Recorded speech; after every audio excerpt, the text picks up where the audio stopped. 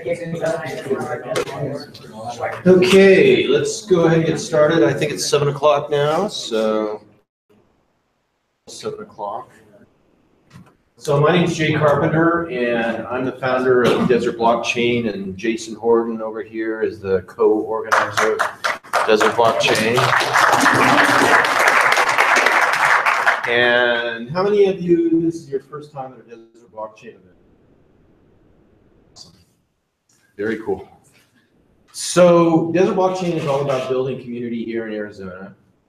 And you being here is part of that community building. So I want to thank you for being here tonight, because this is really awesome that we're building this community of people that are interested in this new realm of innovation. We call it blockchain. That's kind of that really doesn't do it justice as to what's going on. But in any case, tonight we're going to be doing, well, first of all, I'm going to give my usual disclaimers. This is all videoed. It's live streamed. It's recorded. So if you don't want to be videoed, please watch it on desertblockchain.com. And the other thing is, whatever we talk about tonight is in no way, shape, or form any kind of endorsement on any kind of investment, or if you put your funds into anything that we talk about tonight, that's your responsibility. We don't endorse anything. So we don't have sponsors. We want to keep this as Swiss neutral as possible. So anyway, does anybody have any questions based upon that stuff, or anything you'd definitely like to cover tonight? Okay, well, this is kind of a loose format. Tonight we're going to be looking at what happened in 2017, and I'm going to ask people to participate. I do have a presentation. We're going to look at what might take place in 2018, and then we're going to be talking about a hackathon that we're putting together for February the 3rd. So again, is there anything anyone would like to cover other than those topics? Any questions? I assume everybody's found the restrooms, which are just beyond the kitchen area. So, all right, let's get right into it, and I will do a little screen sharing here and get into the presentation.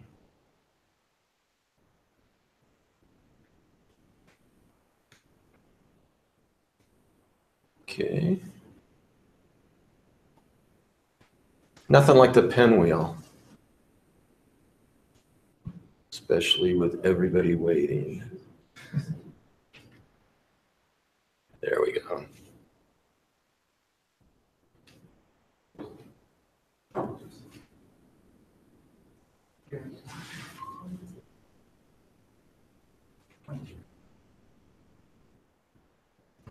I've got a lot of stuff open, so. Okay.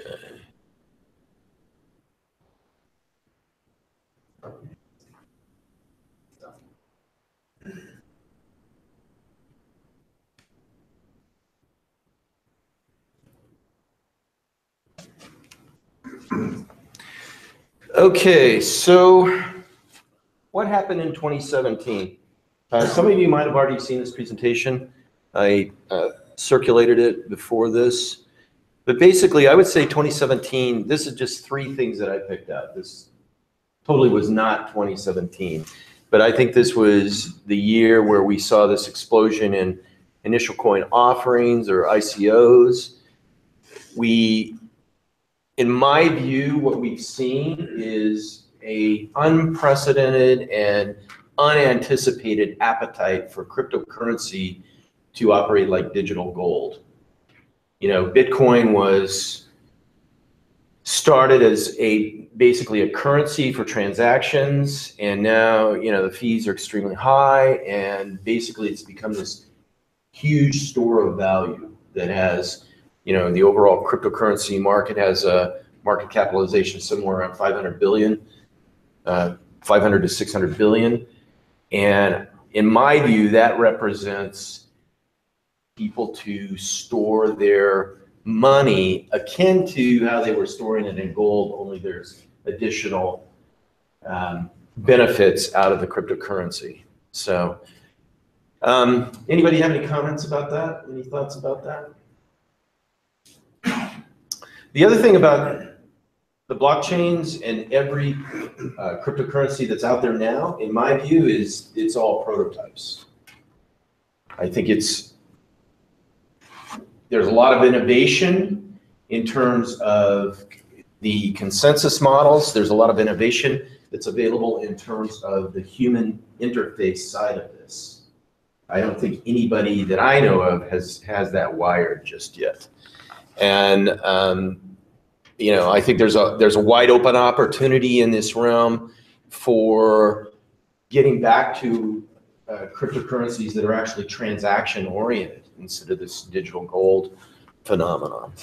And I think the other thing, in my view, the third big point, and I mean, we could go on and on and on, and I'll open it up for a few other highlights after this, but the general awareness on this is unbelievable. When you've got the Wall Street Journal running front page articles on Bitcoin and pretty much every government in the world looking at this phenomenon and wondering how in the world are we going to, you know, deal with this from a regulatory realm, from a governance realm, do we float our own ICOs, and some countries and some sovereignties are doing that. I think it's phenomenal. And again, I think even though the general awareness is huge and people have made millions and billions on this, the real scalable, useful applications are yet to be created, in my view. So, Jason, you had a couple of points about Filecoin. You wanted to? My points were more kind of on the horizon, the looking forward kind of viewpoints, and I think we're kind of on a horizon where we're going to start seeing more types of decentralized applications pop up that are actually kind of usable and more friendly. And we kind of saw, I think, one of the first couple of them this year. The first big one was EtherDelta, as effectively an entire exchange that operates just on smart contracts, which is a really cool idea, because it's effectively what happens is you have something that no matter what any kind of external pressure wants to do, you can't really actually shut down smart contracts that operate underneath EtherDelta. What this means is if somebody wanted to maliciously attack or go against EtherDelta and shut it down, really all you can do is shut down the front end. What's exposed underneath and what is now buried under thousands and thousands of blocks, the Ethereum blockchain, are these smart contracts that have necessary functions that will exist as long as as long as somebody has a copy of the blockchain on their computer. So as much as you would want, maybe somebody would want to shut down EtherDelta, we effectively can still interface, even if that goes down and goes away entirely. You can still actually pull up a command line and fully interact with the smart contracts. The other one was a kind of funnier one, which was this CryptoKitties thing that pops up, and people are spending ungodly amounts on effectively just registering this silly cat with their public key. But I think we're kind of on the horizon of seeing more things like that pop up. Yeah, that's a great point. The first actual transactional model business case is CryptoKitties, which is crazy. So, anybody else have something out of 2017 that you think is exceptional and noteworthy and you'd like to bring up? Go ahead. Yeah, and I have a mic too. So. Awesome. I think Steeman's a big deal.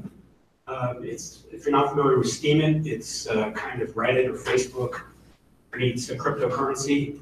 So it's a way for new people to get into cryptocurrency by posting and voting. You also can make cryptocurrency by voting. And whether or not those rewards are fair, if they've got that formula adjusted quite right, I don't know. But it is a place where you can also go to find out about the latest about Pizzagate and things that are being censored by the mainstream media. So we have a use case of being able to bring total newbies in and also to have an uncensored platform. Mm-hmm.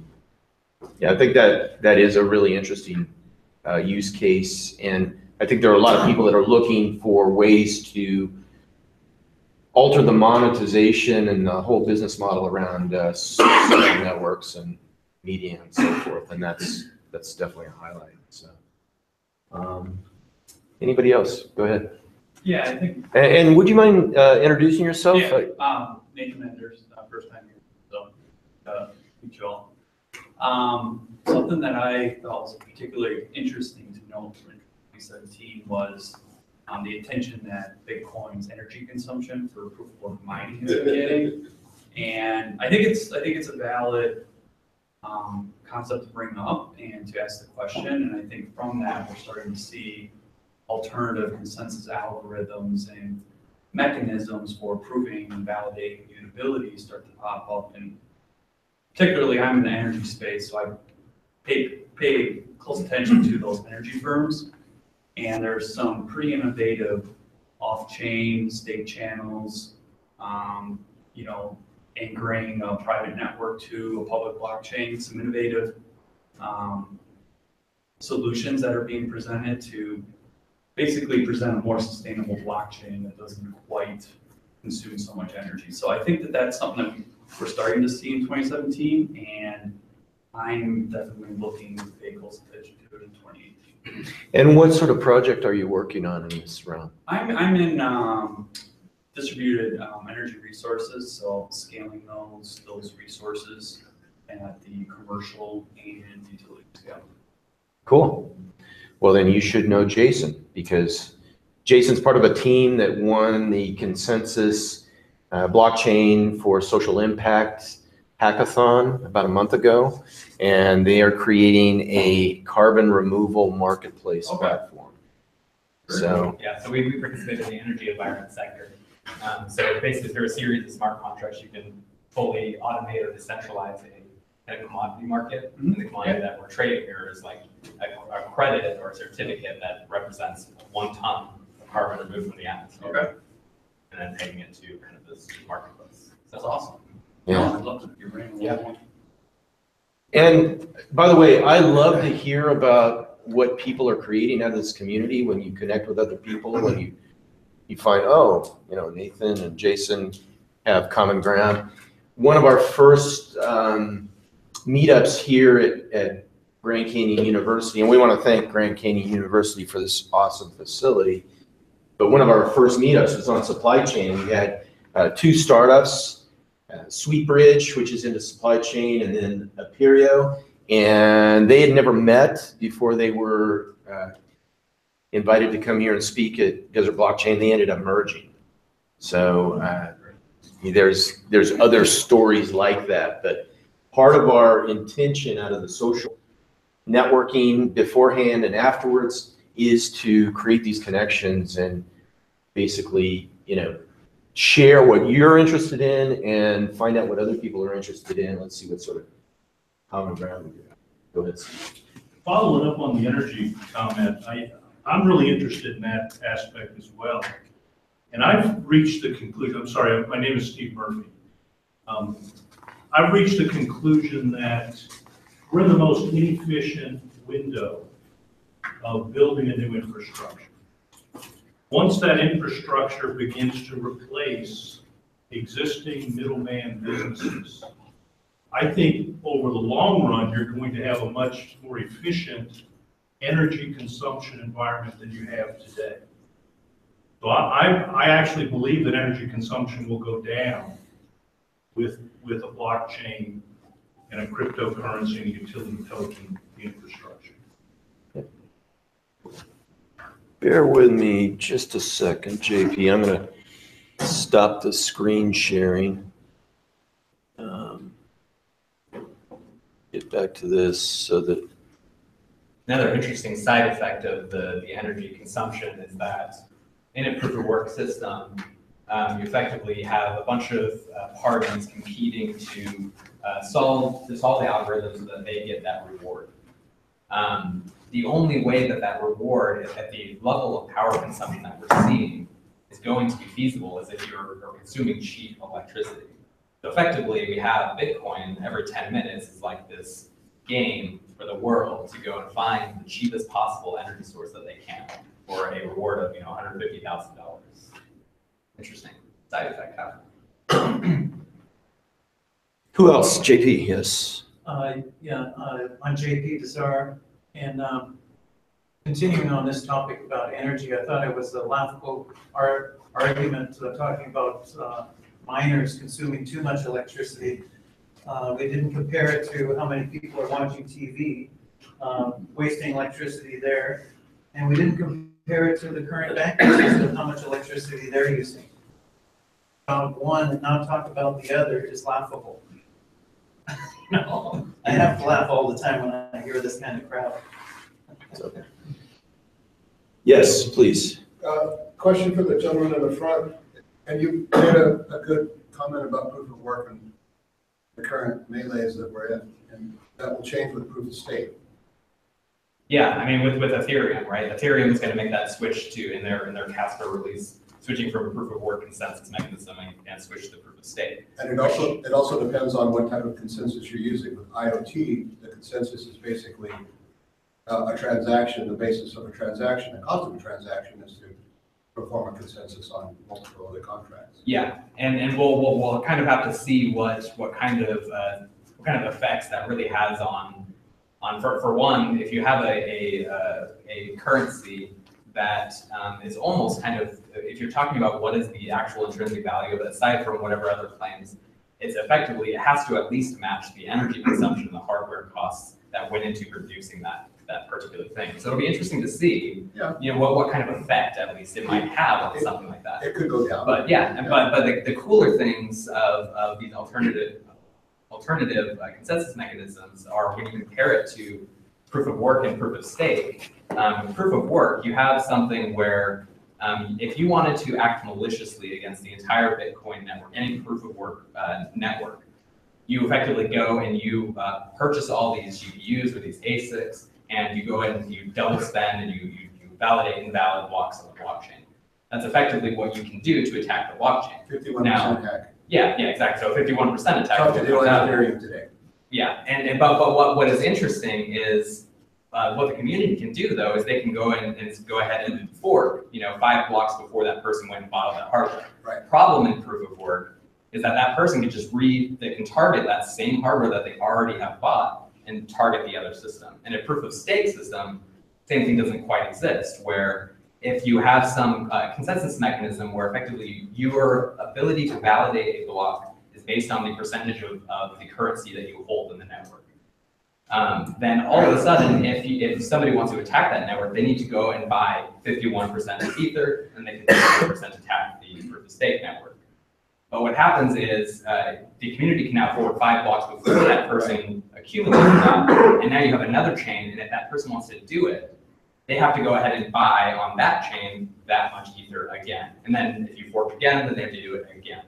Whereas in a proof of work, that cost is a one-time thing. Yeah. So what is your name and your interest in IoT and so forth? My name is Mike Duell. I'm the CEO for Blockchain Consultants, and I'm also the host of Blockchain Week. Awesome. Welcome. And this is your first time here? Is that right? Or? I've been here once before. Okay, great. Thanks. I didn't say anything last time. Well, thank you for contributing. Well, I just think that the argument about energy is kind of the Model T differs greatly from my 2017 Toyota Camry. Mm-hmm. And they do basically the same thing. They both have a steering wheel. I mean, they're both theoretically blockchains, and it will morph into a different form of consensus, and we won't have this argument about energy consumption. Well, there's no doubt that a lot of people are looking at alternative methods of consensus from proof of work. So let's see. Any other notable items, Dustin? Hey, my name is Dustin Helland, and I'll just pitch in a little bit from the corporate enterprise perspective. In 2017, it really became the year of experimentation. So you've seen a lot of Fortune 100 or 500 companies out there pretty public with the work that they're doing, more on the permission blockchain side. So a lot of significant interest from all size businesses, but even in a lot of the financial areas or financial institutions, insurance, supply chains, a lot of experimentation going on out there, and even some implementation, right? I mean, we're probably all aware of what Walmart's been doing with some of their supply chain work, leveraging blockchain. And then you also have seen some significant development in the actual permission side blockchains as well. So JP Morgan branches off and starts their Quorum version. R3's got some work going on. And then the Linux Foundation Hyperledger project, I think Fabric released 1.0, pretty significant. So 2017 was, I would say, it's been pretty well touted as the year of experimentation for corporate enterprises. Do you mind mentioning the industry you're in, or you know? Yeah, sure. I'm my day job. I'm leading some blockchain work in the insurance industry for making sure. Yeah. JP. Well, what I found interesting this year in 2017 was the announcement from Fidelity Investments that they're going to be trading Bitcoin, and they have 26 million customers. And these are, the 26 million customers are traditional investors in the stock market, and they know, what the risks are in investments, and they're not newbies. And I think there's such an excitement about Bitcoin that out of the 26 million, if 1/4 of them did buy 1 Bitcoin at today's market value, you'd have 6.5 million buyers.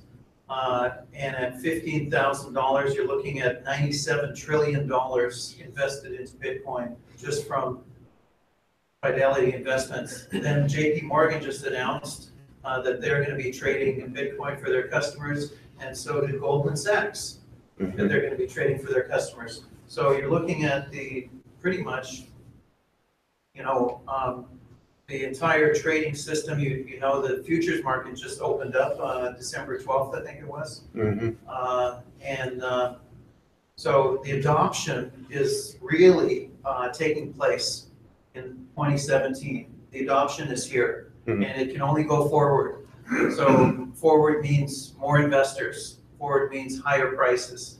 Forward means better technology coming. A lot of things are going to happen in 2018.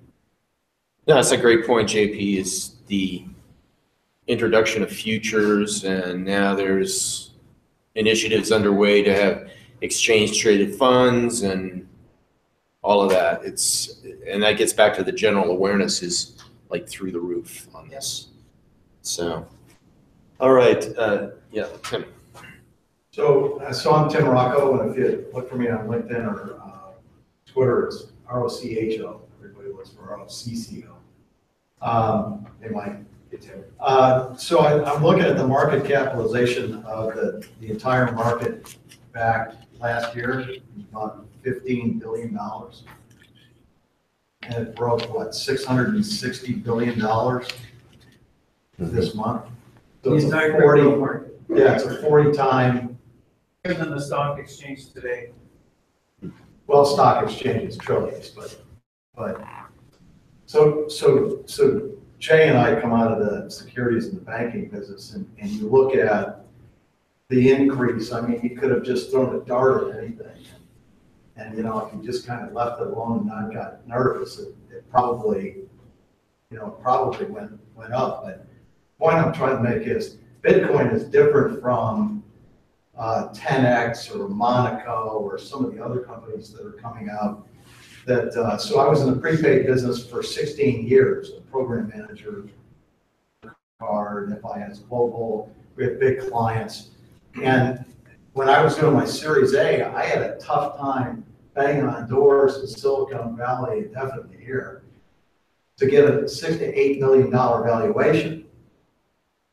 In Singapore, who wasn't even a program manager, didn't have contracts with banks, FIS, they were going through somebody else, raised $35, $37 million, and they're worth $150 billion today.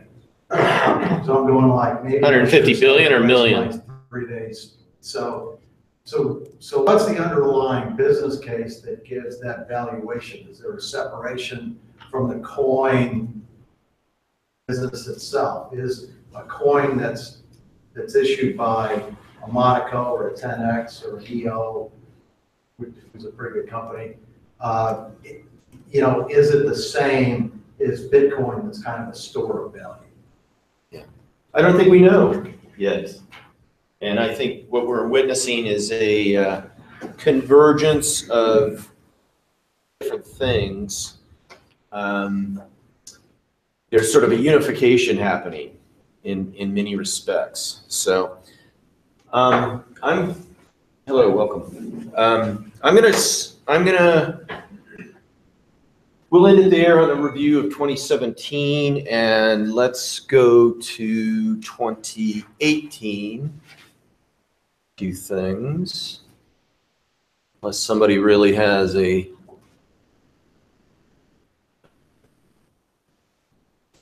item that they would like to bring up. Well, something that just happened today, Salt launched today. And Salt lending, and they have said that in the next 4 days, they'll have given out $10 million in loans. Interesting. First 4 days. And they have 30,000 customers waiting for loans. Cool. That's, I mean, the lending area really, that's just kind of the tip of it, right? Yeah. So let's take a look at 2018. And, you know, we could sit here and speculate all night on what's going on and might happen in 2018. But what I'd really like to focus on is what is happening in Estonia and the United Arab Emirates. And then we'll also take a look at something called Oaken Innovations, which was brought to my attention by Matt Oxendale. So, yes, Mike. Can I just ask a quick question? I mean, Sure. so we had quite a conversation about the Internet of Value, cryptocurrencies, and Bitcoin, and I expected to see the Internet of Trust. I mean, somewhere in 2017 and 2018. Well, I think that's right on point. Is we are looking at. I think this harkens back to things blending together. We have the Internet of Value, which I'm not sure you can separate from the Internet of Trust. They kind of dance together, right? Okay. So, and you know, for those of you that don't know me, I come from a telecom background. So I've been in the telecom business for a long time and working with advisory committees to the Federal Communications Commission, as well as in naming, addressing, numbering, and identity. And, you know, I've been through this where it used to be that a telephone call was very different than a radio broadcast or a television broadcast. And then all of a sudden this thing called the internet comes along, and all those three very distinct things started to blend together. Well, now what's happening is we have a blending together of not only trust and value and governance and basically a melting almost of traditional borders and boundaries and so forth.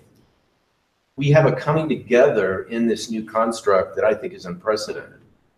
So as human beings, we became very connected via the internet. And now with this decentralized construct and distributed ledger, blockchain, whatever you want to call it, decentralized or distributed web, we are really coming together. And you know, many things are melting together. So good point. And I'm not sure we can actually tease it apart. So in my view. So so let's take a look at what's going on in Estonia. This is an article that came out Worker just a week or two ago, and it talks about how Estonia is one of the first countries to start to bring everything together. Their governance, their money, their basically they have a construct where you are only supposed to enter your data one time, and then it can be shared across multiple disciplines. Like, you know, you enter your I don't know, whatever it is, your marriage license, and that is supposed to propagate among a bunch of different realms. I think they call it the single entry construct or whatever. Anyway, you can read about that. In addition, this came out on the 18th, and this is from one of the people that is actually driving the initiative in Estonia, where they're talking about launching their own cryptocurrency, the S-coin. And they're not the only ones. There are other countries that are looking at creating their own cryptocurrency. So, I mean, this is just scratching the surface, but they talk about their whole, their e-residency program. So, for those of you that might not be familiar with the e-residency, basically, for like 100 euros rather, or I would probably pay 100 euro sandwiches, but anyway, 100 euros, you can become a resident, an e-resident of Estonia. And that opens up a new way to form businesses, do transactions. Basically, it's the tip of the iceberg for global citizenship. So what if we could basically, like a ship at sea that can sail under multiple flags, multiple countries, what if we could actually become global citizens and have, you know, residency and jurisdiction and so forth in multiple, or multiple sovereignties? So, JP. You know what the income tax rate is in Estonia? I'm probably going to find out. I don't know, I'm just asking. I don't know. But I think it's attractive, and it brings up a great point. Is now all of a sudden there is political and governance competition going on, where all of a sudden there's going to be a fluid nature to who are we governed by. Do I want to be an Estonian citizen? Do I want to be an Isle of Man citizen? Do I want to be a citizen of the United Arab Emirates? Or maybe all of the above? That's pretty profound in my view. My good friend Google says 20%. 20% in Estonia? Tax bracket? Nice. Well, just 100 years ago, we didn't need passports. You could go anywhere in the world without a passport. Well, I'm not sure that'll be the case, but I think what this is bringing up is we will have options as to what passport, what jurisdiction do we want to be under it at what point in time. So, you know, when you think about, or at least when I think about the impact that's going to have in our legislation, in our policies, that's pretty huge in my view. So here's something, you know, we talk about blockchain and it seems kind of, you know, someday maybe type of thing. Well, this is something called Open Innovations. And again, Matt brought this to my attention, and I'm going to go ahead and play this video and talk about a few dimensions of it. So hopefully this will work.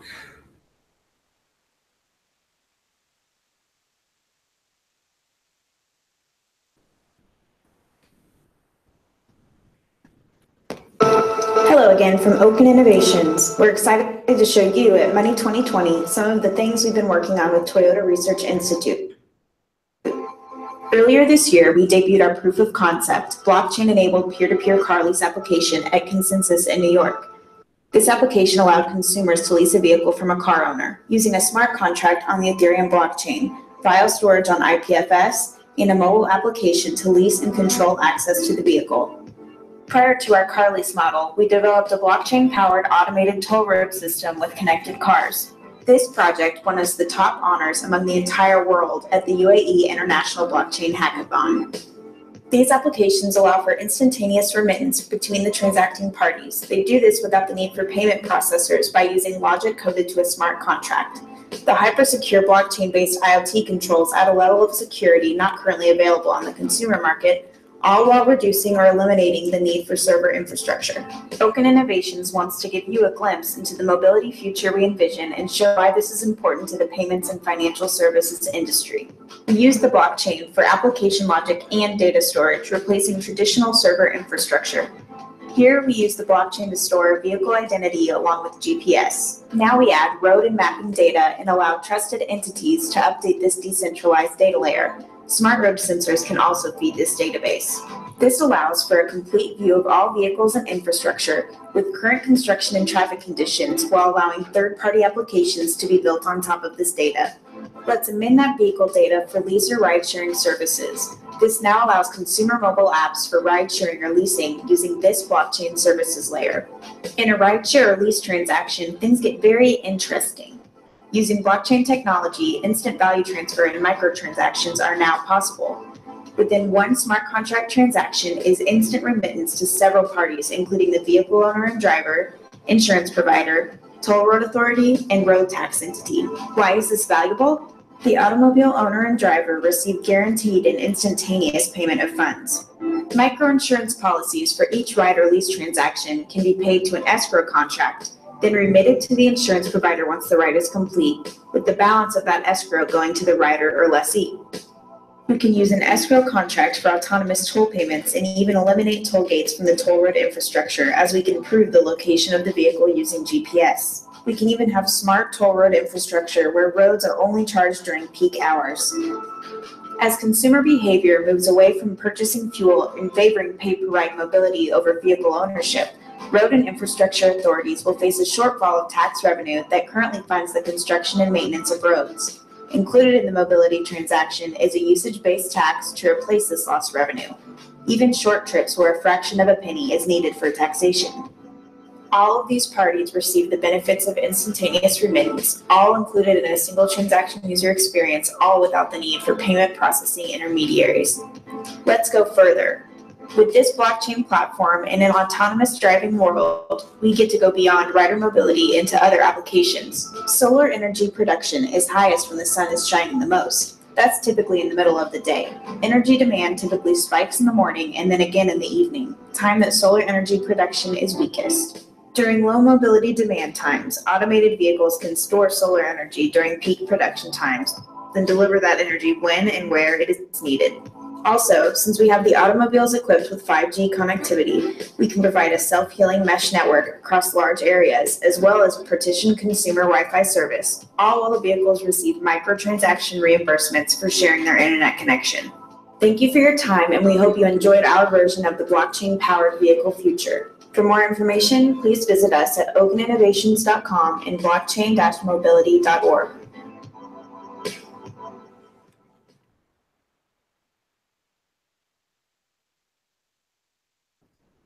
Okay, so basically, let me get off of screen sharing. Oops. Well, the idea is kind of like Zipcar right now. But that's not built on blockchain, but it's the idea. Well, that's one component of it. Yeah. I mean, what we just saw was a coming together of transportation, finance, insurance, governance, financing, energy, and communications via the mesh networking. That's astounding, in my view. Anybody else seeing anything else in there that I missed? Mark. There's been talk about how we get electric vehicles to be an energy storage device to help us instead of having to pay for separate storage devices. And so having the transactional element covered in then there has to be some kind of a rate to reward the consumers or drivers of vehicles for doing that. But that's going to be huge in our transition to renewable energy as a society. Yeah, Mark is in the energy business as well, and has interest in sustainability and so forth. So, yes, please. I think people should keep in mind that blockchain is kind of like .com. In 2000, everything is super hyped. So you get Long Island iced tea changes their name to Long Blockchain, and their valuation went up like threefold. So a lot of stuff is hypey, and 5G is not necessarily good news, bad for us. It's not really tested, and I don't like any taxes. Right? So, and also Ethereum is slow, and I don't think Ethereum is going to scale for doing large scale stuff. Yeah. But anyway, I just wanted to be a bit skeptical. No, good points. Good points. Good test model. But I think the point, that video, in my view, kind of brings it to reality. It's like, maybe this isn't here today and all this is under development, but they're not talking about 5-10 years down the road. They're talking about, 6 months. 6 months or sooner.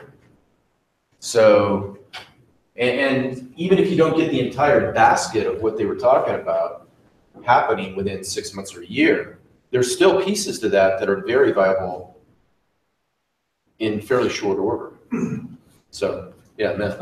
I think that if you saw in the video too, the TRI, Toyota Research Institute, that's actually how I found that video. Is I stumbled on Toyota first, but Toyota Research Institute is putting a lot of funding and effort behind blockchain and autonomous vehicles and marrying those technologies together. So it's not just a little, a company like Oaken that just started off and, won a hackathon or got into a couple things. They're now partnering with Toyota Research Institute that's throwing millions, possibly billions behind their cars that have blockchain and autonomous systems within them.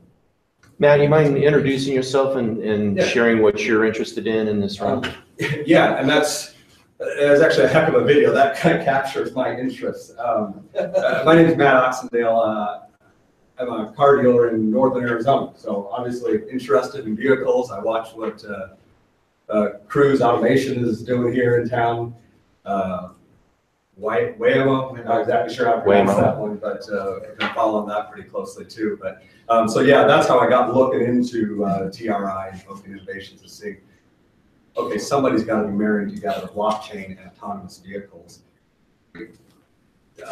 security measure as these vehicles come online per se. Yeah. Yes, right. So I think what struck me about the video is a lot of you probably like we talked a lot of no coiners out there and they don't know what blockchain is. And if you can show them a video like that, Bitcoin, fake currency meme that everyone seems to have, and they can understand the real application, I think over the next year or two, that's what happens.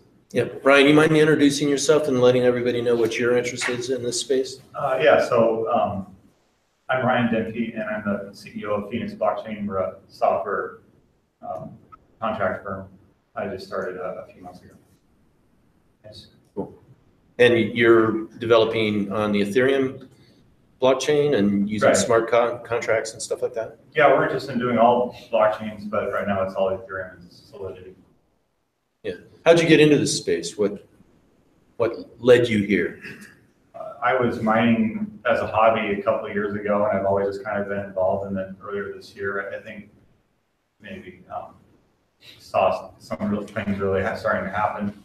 And, Ethereum going from $5 to where it is now kind of catches a lot of attention. For sure.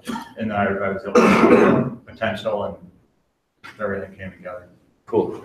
Thanks. And this is your first time here, correct? No, I've been here. Oh, okay. Yes.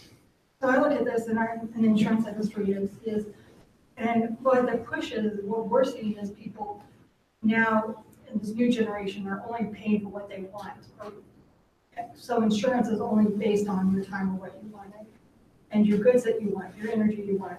I think blockchain really changes that, makes that something that's accessible, because now you don't have to buy something that you don't need all the time. Mm-hmm.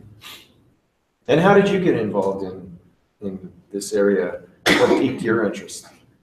I'm doing encryption for AAA insurance, and so it's something that I'm seeing with vendors, I'm seeing with, that I work with, that they're all saying that they're working in blockchain, but no one's really knowing how to use the technology. And your interest is in cybersecurity as well, correct? Cool. And will you pronounce your name again for me, please? Janae? Janae. Thanks. Yes. Hi, I'm Brad O'Donnell, kind of a snowbird down from Vancouver for a couple months, so back I've been to a couple of sessions so far here.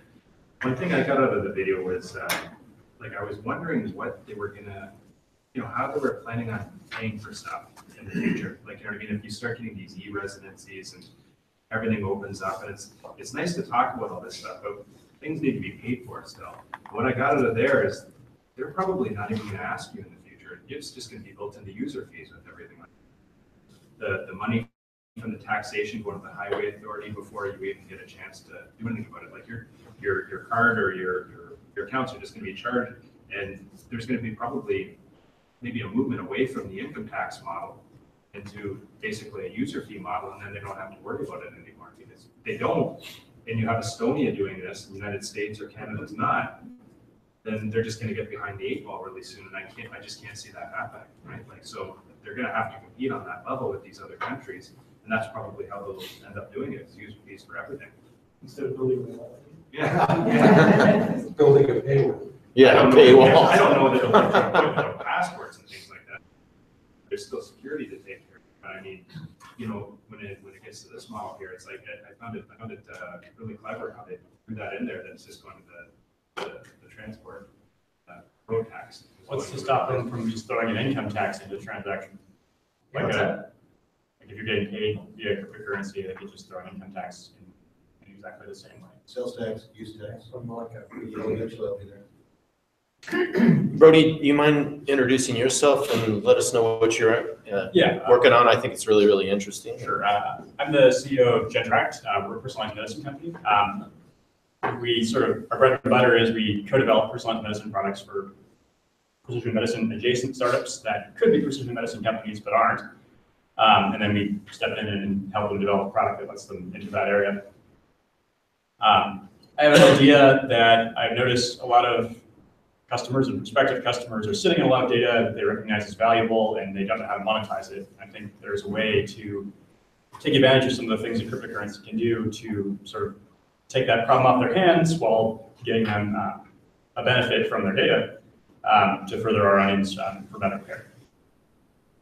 Cool, thanks.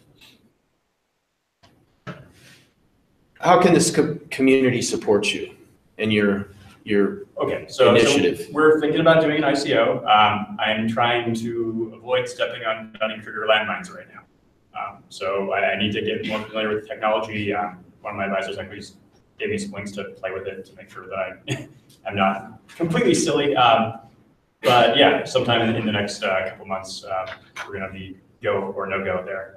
And I'm just trying to meet people and learn what I need to learn. Cool. Awesome. Can I ask him a question? Sure. As well. What's going on up in Canada? Are you seeing some regulation as far as cryptocurrency is concerned? Are you seeing a lot of talk in Vancouver? Nope. Zero? Zero. Like, I'm actually down here, and I was listening to the politician talk, last night. Winninger. Is it Senate or? He's in the House of Representatives. House of Representatives. The state house. So, this is the first talk I've heard about anything. Like, you know what I mean? It's almost like it doesn't even exist up there. Like, this is just happening in a bubble. People are just doing their thing, and nobody's saying anything about anything. They don't want to call it.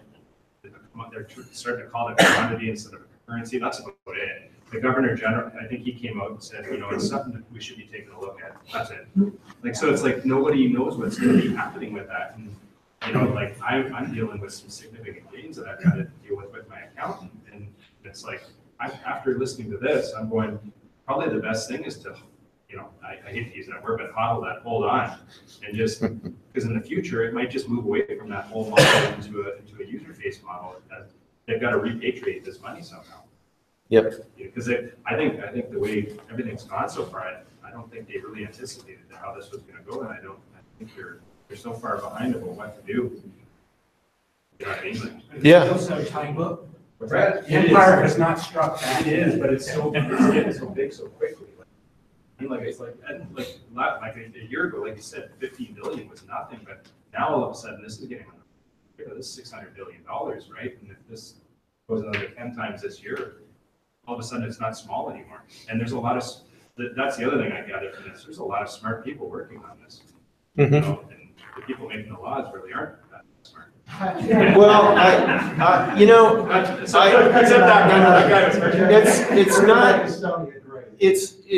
I wouldn't couch it in terms of smart or not smart.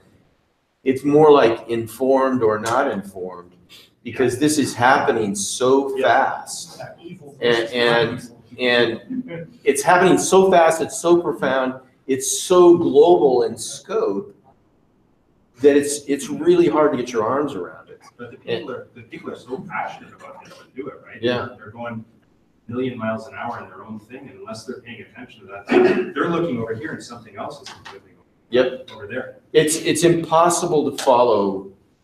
I mean, for me, even like 10 or 15% of what's going on every waking moment thinking about this stuff. So let's see, back there.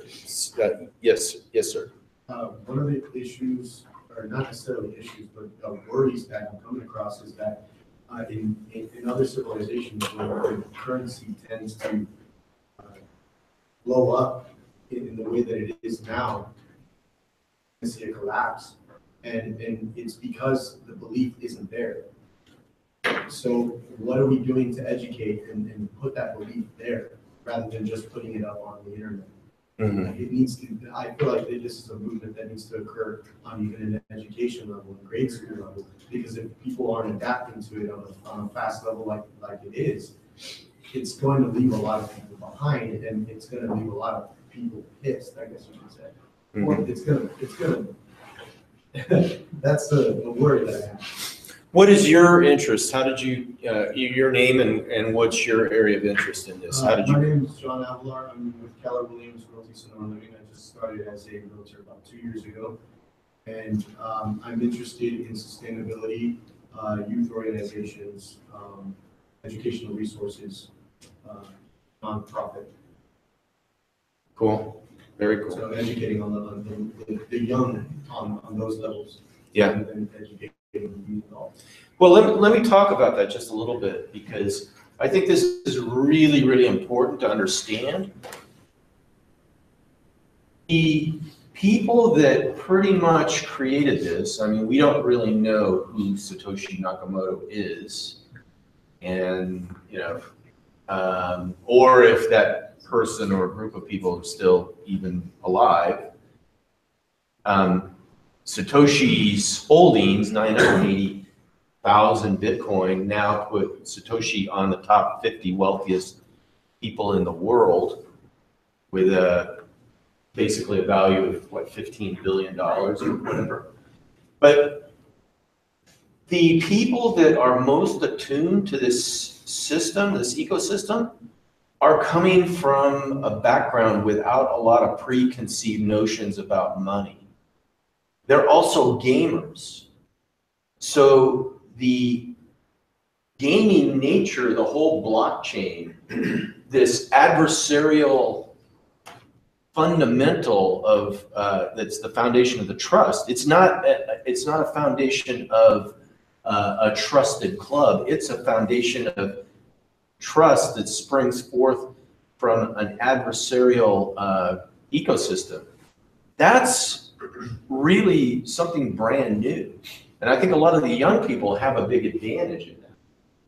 But I also think that the people, you know, us, the people that have been around for a while, we have an advantage because we've seen these cycles come and go, and we know what can and probably will happen. So but it's an interesting dynamic. I think it's much easier to get your arms around this if you're, you know, in the 20 and under age group. So anyway, that's my 2 cents, and I applaud your interest in bringing this to the educational system and showing the younger people what this is and brink of. Yes. My name is Ken Fuge. I've been interested in cryptocurrencies and blockchain stuff for a few years. I've spent my whole entire life working in the computer industry. One of the things that I think that, and I think when I say it, everybody will say, oh yeah, I agree with that, but sometimes we forget. People in this room are unicorns. I mean, you think about the population of the Phoenix metro area, and you think how many of those people have an active interest in cryptocurrencies, and we are a fraction of a percent. And some of us have professional interests as far as, you know, we're doing cryptography because our work requires it, so we kind of got introduced that way. And some of us have other interests. Maybe this is just this interesting, cool thing that we're exploring and becoming familiar with. But by and large, you know, most people, I mean, I've lived and worked in the computer industry my whole entire adult life. And even people that are my peers that I work with every day have a wide spectrum of perspectives. Talking to a guy today, and he made a comment about how even the computer industry is still changing so much and so quickly, etc. Where, you know, so many organizations are moving to the cloud, etc. And at the end of that conversation, as we were talking about it, you know, he made some snide remark, kind of, you know, sarcastic remark about, you know, and the next thing you know, it's all going to end up in blockchain. And I kind of was a little bit taken aback from it, from the standpoint that I thought, you should know better. It probably will, or it may. And why are you making this sarcastic remark about, you know, oh, watch, this is where it'll end up. Mm-hmm. Yeah, so that's a great point. And I'm sorry. Well, I was just going to say, my point is that we all probably have some level of passion and interest in blockchain and cryptocurrencies, and that's why we're here in this room.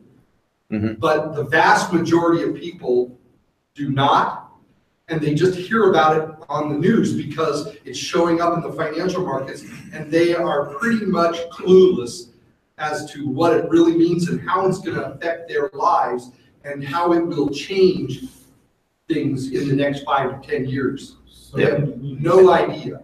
If it's not tangible, some communities are going to reject it. Yeah. And that's one of the worries that I have, that it needs to be taught on that level so that it is considered tangible either.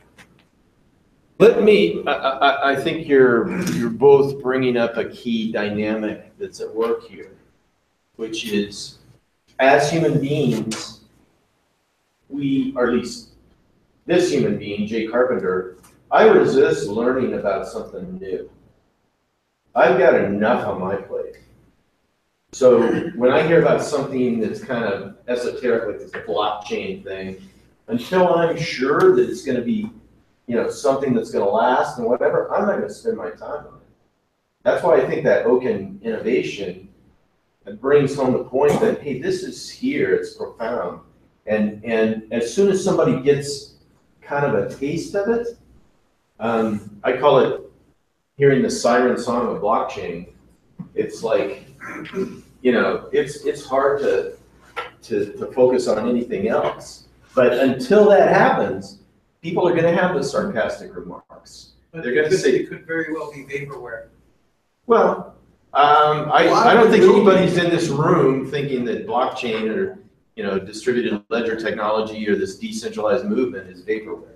I think that the barn door is open and it's not going back. I'm talking about the Toyota thing, you know, they basically showed us some charts and a guy getting into a car. What does that prove? Well, doesn't prove anything. Let's, Marlon, you haven't said anything. Go ahead. And tell us why you're here and what your interest is. My name is Marlon Robinson. I'm an investor.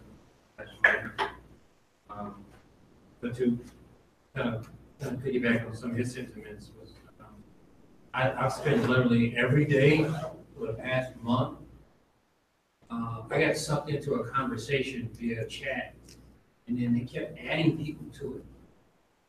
And then next thing you know, I'm conferencing in with people that I've just met for the first time. And these are all financial professionals out of Chicago.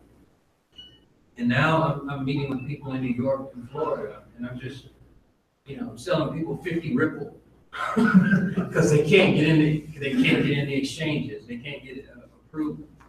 And so I think it's up to us, the unicorns in this room, to kind of educate the first wave of people. Because I try to leave my own personal politics out of a lot of the conversations. Like, I own Ripple, I just hate it. You know what I mean? So I try to leave my own politics out of it. But I think it's incumbent on us. Well, it's an expanding conversation for sure. Yeah. So I'm gonna kind of shift to something different now. Jay? Yes. Jay, one more. I have a request. I've been trying to logic through the implications of this technology to the structure of the labor market. Mm-hmm. If anyone has any thoughts on that front, I would be interested in having that discussion with anyone. And Steve, I don't have any answers. I'm just trying to logic through. So you're interested in the labor markets? What's the question though? What is the impact on labor markets 10 years down the road? Okay, you have someone who wants Okay, one other person. Yes. And would you introduce yourself and tell us what your interest is? My name is Megan Grant. I am a technical consultant. One of the things that blockchain will do at a surprisingly rapid rate, and it will be accessible on an individual level like never before, is the creation and generation of passive income, which will kind of start to fill the vacuum of a lot of places where automation, infrastructure outsourcing, robotics are going to overtake. So for example, like basic attention token and its browser, which has the opportunity to actually pay a user to view ads and only pay on a per viewed ad basis, would make browsing the same internet we browse all day a profitable activity. There's other automated vehicle technologies which could use self-driving vehicles as its own kind of personal Uber while your car is not in use by you, things like that. So its effect on the labor market will be, it's going to fill the vacuum of where the labor market is not either, like, there's not enough jobs or there's not enough people that can fill those jobs. Yep. Where I think we'll go. I think you're absolutely right. So again, I'm gonna shift to something a little bit different. That's kind of a little more here and now and concrete,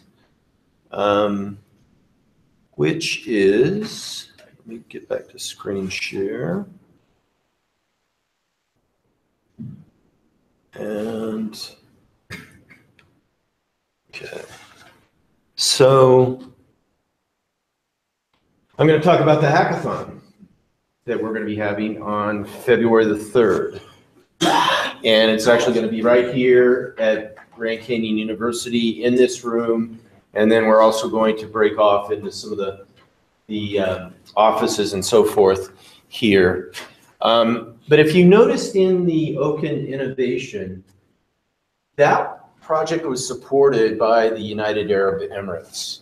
They had a hackathon, and they actually funded Oaken to the tune of $100,000 to further their initiative.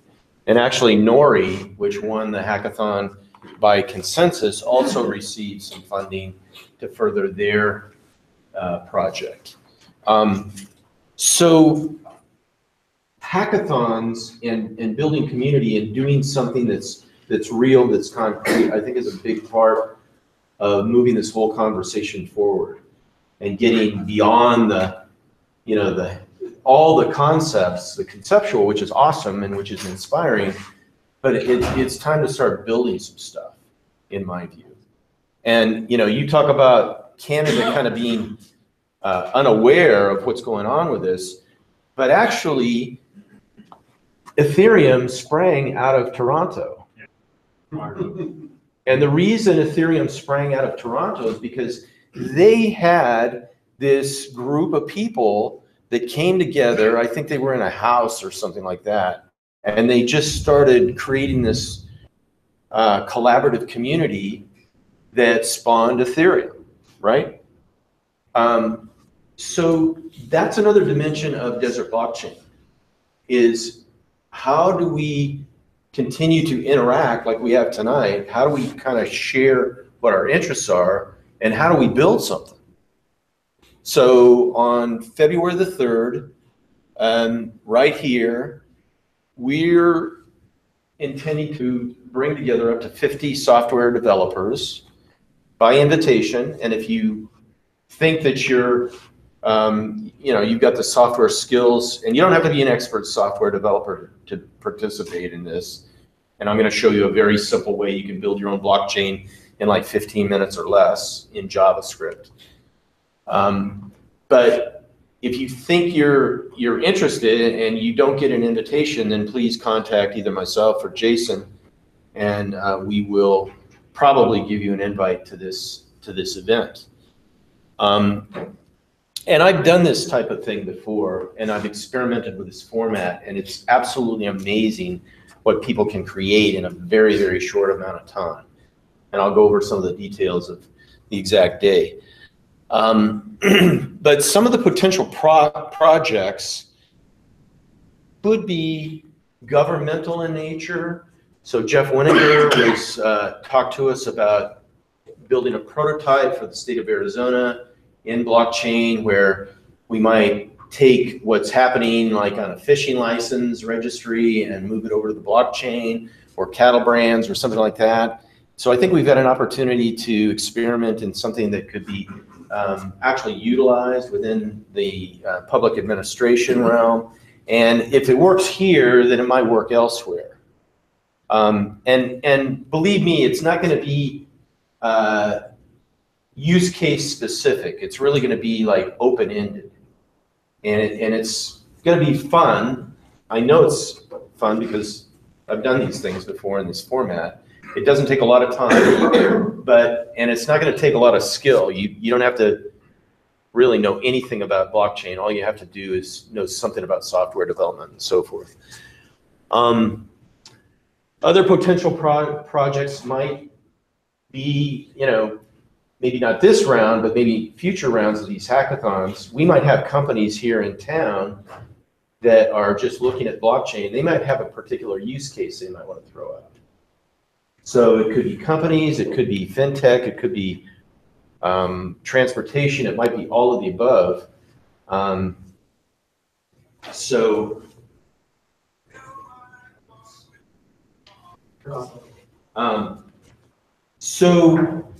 I don't know exactly where this will lead, but this is kind of like the first step of getting something actually in code, actually working, something we can get our arms around. This also addresses taking the blockchain out of this sort of mystic realm and actually putting it into something that people can put their hands on, they can touch, and they can feel, and they can see exactly how it works. So the other component of this is, and there's no guarantees on this, I don't want to mislead anybody, but after the hackathon, and I'm going to tell you how it's going to work a little bit, but there might be an opportunity to use what was passed by the Arizona legislature, which is an equity crowdfunding bill that has had a little bit of use, but not much use. But basically, imagine that there could be an equity crowdfunding after the hackathon that might produce some seed money for the top 3 teams to continue developing whatever their ideas are for 6 months on a part-time basis. And it would just provide a little bit of money for, you know, like some legal work and maybe pizzas on, you know, Monday nights or whatever for 6 months, doing GitHub accounts and things like that. Nothing big. We're maybe talking $30,000, something like that, split 15,000 team number 1, 10 to team number 2, and 5 to team number 3. And again, there's no guarantee on this. I'm just throwing out some ideas, but it's a way to put some money behind these projects that I've seen in other instances that have tremendous potential, but they die on the vine. People get excited the day of the hackathon, they continue working on it for a couple weeks, and then it disappears because there's nothing in place to continue the and support the development of it. So that's another dimension of it that I'm committed to looking at and giving it a go to see if that can be put together.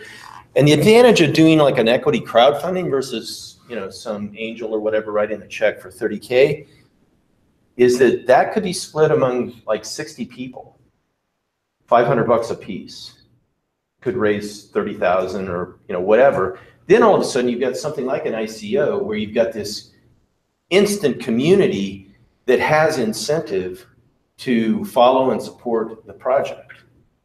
And yet it's funded by something that is already a sanctioned vehicle for fundraising. So I don't know if it's feasible or not. I'm talking with the ASU Law School about it. I understand that there could be significant fees to do one of these equity crowdfunding vehicles, but that's kind of another dimension of the innovation opportunity here. So, and there is I created a meetup today. It's on meetup.com for February 3rd, and it goes over the structure of the hackathon day, which is basically talks in the morning, break into teams, and then hack for like 3 hours, come back and present. And we'll live stream the presentations. Everything's open source. The teams are formed on kind of a random basis. So it's not like people are walking in with a preconceived notion on their project or whatever. So anyway, that's some of the dynamics of the hackathon. Any particular questions? Okay, let me show you. This is something that I stumbled upon recently. Basically, this is a 14-minute tutorial where if you know anything about JavaScript, you can build a blockchain from JavaScript in probably about 10, 15 minutes. Excuse me. So not only can you build a bare bones basic blockchain and play with it, see how the hashing works, see how changes in data works, all that stuff, but he also, in his second video, shows you how to build mining into the equation. So this is a great way to learn about mining and about, Merkle trees, Merkle DAGs, all that, and actually have something in code that you can, get your arms around. So I highly recommend this video. There's some others that are like it, but this is a great way to really bring it and give you something tangible to play with in the realm of blockchain. And this is this will probably be the first 30-minute talk at the Invitational Team Hackathon day, just to give people a simple basis to go by. And basically it'll be set up so that the teams can meet the minimum requirements in probably about 15 minutes. And then they'll have the other 2 hours and 45 minutes to have fun and play and, you know, create something, brainstorm if they want to, create a presentation. So, so the idea is to make this really simple and start to build community, educate, and innovate. Those are the three objectives. And I think there's an opportunity to do that. So I was going to show you, I was actually going to do some coding tonight, but we got into some issues, didn't we, John? So my upgrade to my Node version might still be going on in the terminal as far as I know. So if you know developers that might be interested in this, and I'm already starting to get some people inquiring about it, and I've got a list that Jason and I are going to work on of probably about 30 developers that we know of that'll receive invitations on this. Please contact me. There should be opportunities, assuming this comes together the way I think it can, for people that are not coders to participate. So really to take an idea and a prototype forward, it requires, you know, law or legal expertise, accounting, marketing, sales, management, all that stuff. Excuse me. Any questions? Do you want people to come with their own, some of their own ideas about what they would like to build? I prefer they don't. Okay.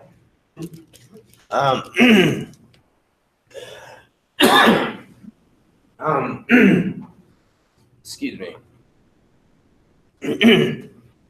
This is what I've seen in the past, because I've done this with JavaScript, is that if people come in with as blank a slate as possible, it's that's the best. You mind getting me a bottle of water? So not only, I mean, that's part of the random nature of the draw that needs is, yeah, we all have our pet projects. But if you can start to interact with people that you don't know or you know very little about, all of a sudden you got a blank canvas to create from. So that's what we would like to do. And all of a sudden people can learn. Thank you. Really appreciate it. People learn from one another. They don't know each other necessarily. And I think that can really create probably the best environment and platform to really create from. Does that make sense? It does. But sometimes what I was thinking, like you talked about the phishing list, if you do a little research as to what the issues are now, when you're at the hackathon, the current issues can be something that you work to solve. Yeah. So that's a great point, Corey. And another dimension of this, and we will send out some material in advance so that if somebody's brand new to the interplanetary file system or Ethereum smart contracts or, you know, building a blockchain using JavaScript, you'll have something you can kind of study up on. But here's the idea. And this is a radically different approach than the normal seed funding, VC funding.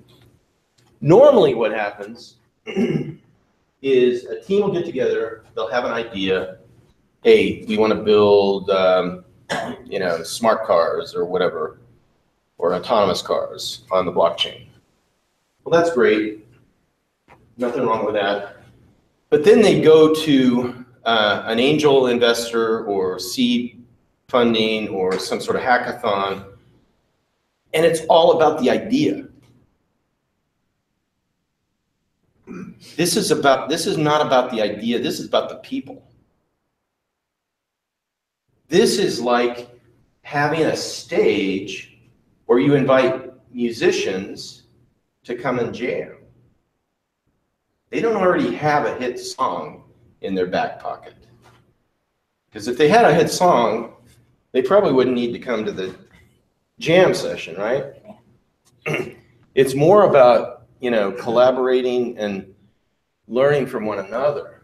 So it's a lot like setting up a stage of jazz musicians, talented jazz musicians, and say, okay, create. See what you can do. Don't worry about the outcome. You got 3 hours. You're not going to make anything that's going to work in 3 hours. But what you'll probably be able to do is determine, do we have a team that might be able to create something over the next 6 months? And I think we can position this so that the entire group of 50 developers can have some sort of continued participation, even in the top 3 teams, so that everybody's involved. That's my goal. Who decides who's going to be the top 3 teams?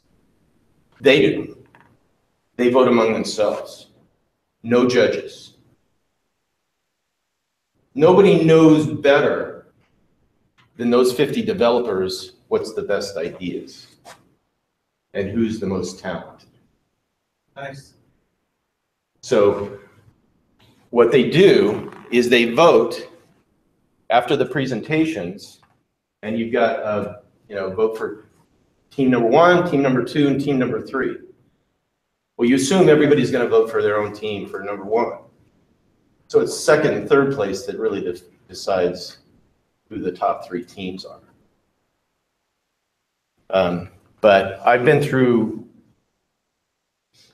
competitions like this myself with a team of judges, and everybody appreciates their time and everything else. But they really, especially in this round, they really don't understand, for the most part, you know, what's going on. So the developers will vote among themselves. Does that make sense? But anyway, to get back to the jazz musician analogy, it's like,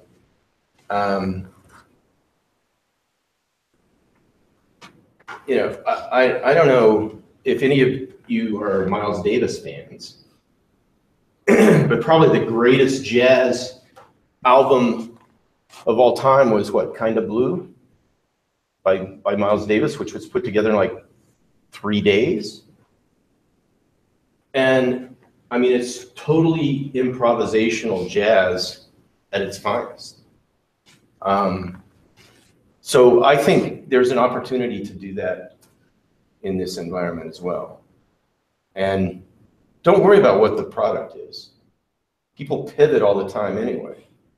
How many people think they've got the greatest idea in the world, and then 2 months later, they're off on something totally different?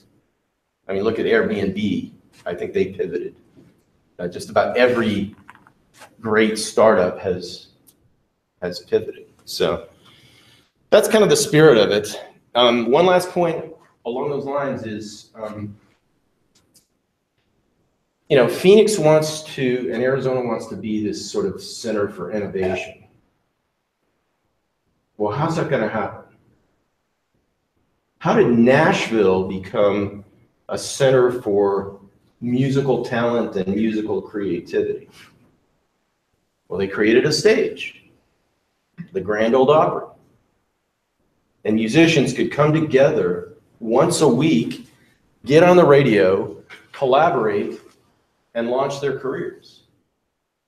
Well, I think we've got an opportunity to do that here in Phoenix.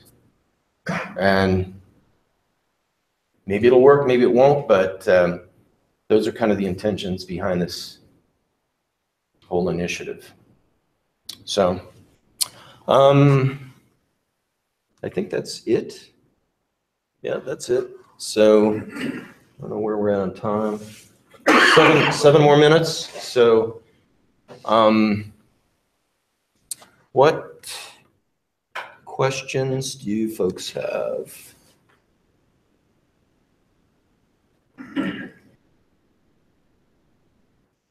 Let's get back to this. Okay. While you're searching, I'll go ahead. I like something that Ryan's mentioned when you know, when we're all talking to strangers or friends about blockchain or what we're interested in, it would really help if we knew a lot of the projects that are out there. I know when I go and present, I always bring up some projects that are happening in the world that have nothing to do with cryptocurrency, but is showing the power of blockchain. So I like that maybe we continue to add those things so then all of us have those tools in our toolbox when we're out communicating to people. Mm-hmm. You want to introduce yourself, Corey? Yeah, and I'm Corey Williams, and I've spent most of my life in technologies in the financial sector, and I'm really interested in blockchain to work on conflict minerals, conflict mineral-free supply chain for the electronics that go into, the minerals that go into your electronics. So I've been working on that for quite a while. And that brings up a great point, Corey, is, you know, it was brought up by you back in the back, is I think pretty much everybody in this room is interested in making a difference. And this is a set of tools that can make a difference and have an impact like I don't think we've ever seen before. You know, anybody with a feature phone can participate in the world. So that's another dimension of this whole thing that just astounds and amazes me all the time is, you know, Jason and his team, they want to make an impact on the environment. We've had multiple people here talk about sustainability and making a difference with young people. So I think we got an amazing opportunity to do something really, really cool and have huge impacts. When you just brought up something in one of the sentences you just said is this is worldwide. There are no borders or boundaries. So this connects us to so many more people than we can be connected with in maybe your own little, your own world today here in the US or in Canada. This is going to open up a huge amount of connection and hopefully bring us all closer together as a global citizen. Yeah, I'm gonna step up on the soapbox just a minute, Corey. Thank you for that intro. But the notion that we're kind of isolated is bankrupt. We're no longer living in Phoenix, Arizona with some sort of insulation and like we can do things to people on the other side of the world with impunity. That's not the case anymore. And part of the technology, part of the constructs that we're playing with are making us even more connected. So anyway, I'll leave it at that. Any other thoughts? Any? I help you, Jay. Yeah, go ahead. And I'm Kevin Maxwell. I'm a WordPress developer. Where's the Arizona Technology Council on this? So are they doing their own thing? Are they going to bring with you guys and talk to them? I was trying to run down the executive director the day, and he got out the door before I could get a chance to talk to him. But where's the Arizona Commerce Authority? Where are these the business development groups that are supposed to be incubating invitation? Have you talked to those folks yet? Yeah, I'm actually one of our regular participants who's not here tonight is Mark Goldstein. He's one of their consultants. I've been very active with the Greater Phoenix Economic Council and the Arizona Technology Council, ACA, all of that. So it's a great point. I can assure you that our leadership and our policymakers in Arizona at all levels are interested in this. But it's taking them some time to get their arms around it. And the other thing is, we're in this transition from the legacy and incumbent regulatory realm into something that's totally new, that requires as much innovation as the technology part of it. And I think one of our biggest advantages is having David Schweikert of the DC, or the Congressional Blockchain Caucus, having Jeff Winninger, who sponsored the signature on the blockchain as a valid legal signature, and he's interested in introducing more bills. And we have other policymakers in Arizona that are attuned to how we all benefit from this. So I think it's a great point that you bring up, but you can take it from me that they are looking at this, they're in communication. We had Paul Watkins from the Arizona Attorney General's office who came and spoke to us, and Jeff Wenninger came and spoke to us. So I think we've got a real opportunity to work with the policymakers like there hasn't been a collaboration like this in the past.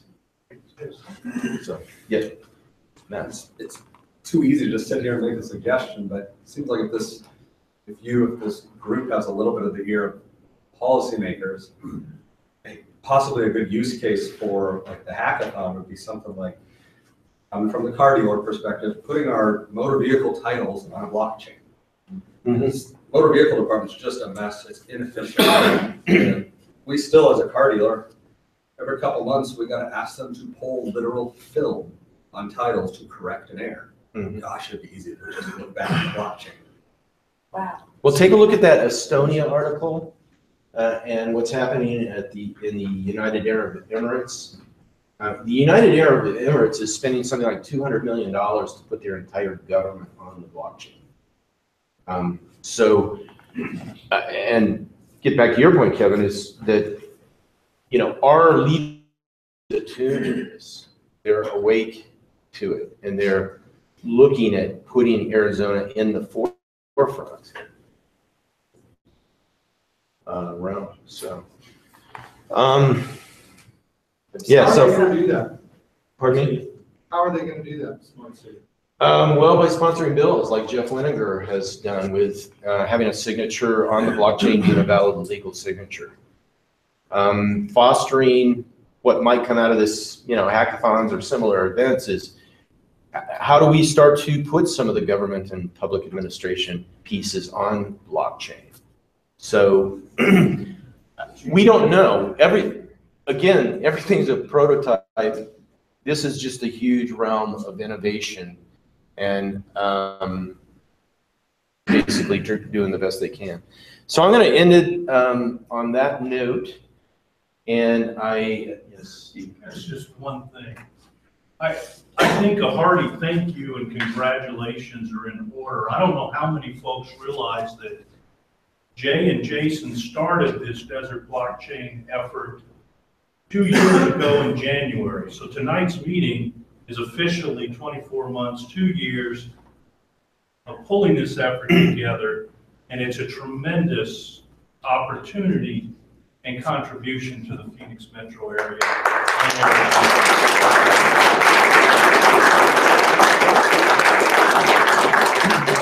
Thanks, Steve. And again, everybody showing up and participating tonight is part of that as well. So we're going to vacate here and we head over to Canyon 49, which is next door, and you stay there until it closes, which is 10 o'clock. Our next event beyond the Invitational Team Hackathon will be Wednesday, January 31st. And we don't have a topic yet, but it might be cybersecurity and blockchain. And yes. I ate some of your pizza. Who do I pay? Don't worry about it. Thank you for coming. So appreciate it. All right. Have a good night.